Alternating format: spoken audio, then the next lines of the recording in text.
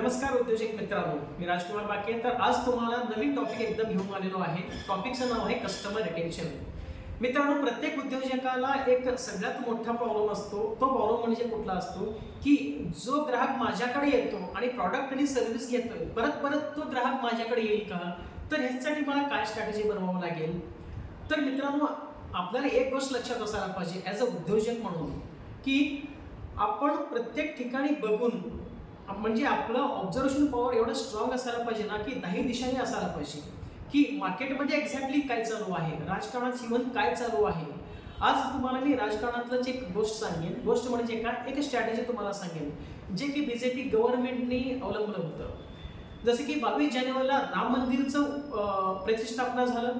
Normally सगळ्यांना असं वाटलं होतं की ह्यावर्षी होणार नाही, कारण का मंदिर जे बांधलं होतं अर्धवट अजून होतं काम, तरी सुद्धा 22 जानेवारीला इम्प्लिमेंट करण्यात आलं. तर मित्रांनो, 22 जानेवारीलाच का करण्यात आलं हे आपल्या डोक्यात यायला पाहिजे. राजकारणामध्ये एक पॉईंट असतो असा की 10 वर्षे, 5 वर्षे किंवा 10 वर्ष झाले, 5 वर्ष ठीक आहे, पण ज्यावेळी एखाद्या स्टेटमध्ये किंवा एखाद्या देशामध्ये गव्हर्नमेंट कंटिन्युअसली 10 वर्ष असतं, त्यावेळी त्या अँटी इन्कम्बन्सी हे फॅक्टर म्हणजे लागू होतो.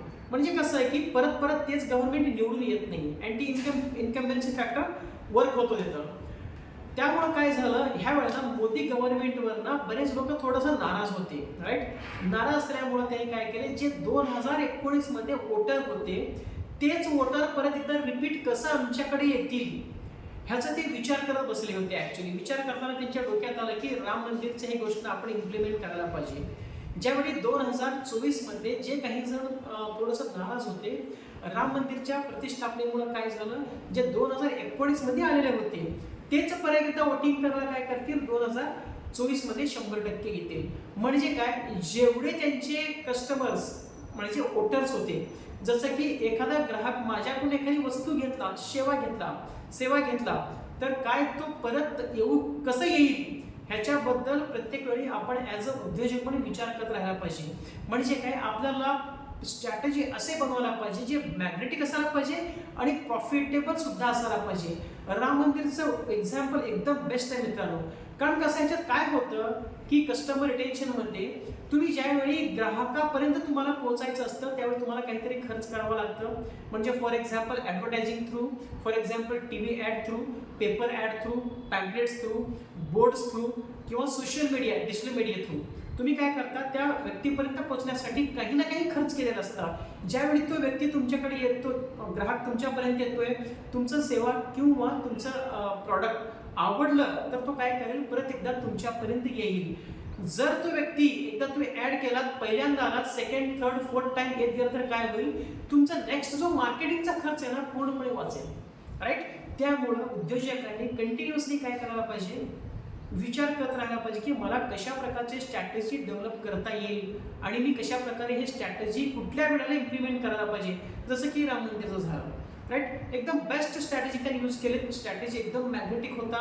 आणि तुम्हाला माहिती मित्रांनो, 22 जानेवारीला पूर्णपणे भारतामध्ये भारत पूर्णपणे राममय झालं होतं. म्हणजे काय, त्यांनी काय केले, जे 2019ला वोटिंग केले ते यायला पाहिजे, प्लस त्यांच्यासोबत ज्याला आपण म्हणतो की रेफरन्स घेऊन एखादा व्यक्ती येतोय, तो व्यक्ती काहीतरी बोलून किंवा तो वोटर त्या व्यक्तीला सांगेल, अरे खूप छान काम झालं. तो प्रॉफिटेबल वोटरसाठी आहे की नाही महत्त्वाचं नाही, पण तो वोट करतोय, दॅट इज व्हेरी इम्पॉर्टंट. म्हणजे काय, तो त्यांच्यासोबत येताना अजून एकाला दोघांना घेऊन येऊ शकतो.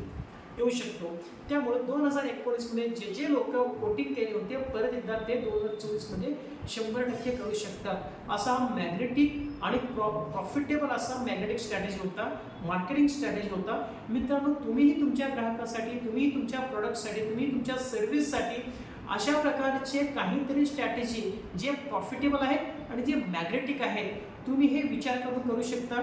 मित्रांनो, आजचा व्हिडिओ तुम्हाला आवडला असेल तर कमेंट करा, शेअर करा, लाईक करा. आणि अशा प्रकारचे काही व्हिडिओज तुम्हाला पाहिजे असेल तर तुम्ही काय करू शकता, कमेंट बॉक्समध्ये जाऊन तुम्ही विचारू शकता हे व्हिडिओ पाहिजे तुमच्यासाठी, नक्कीच ते घेऊन येईल. Thank you very much.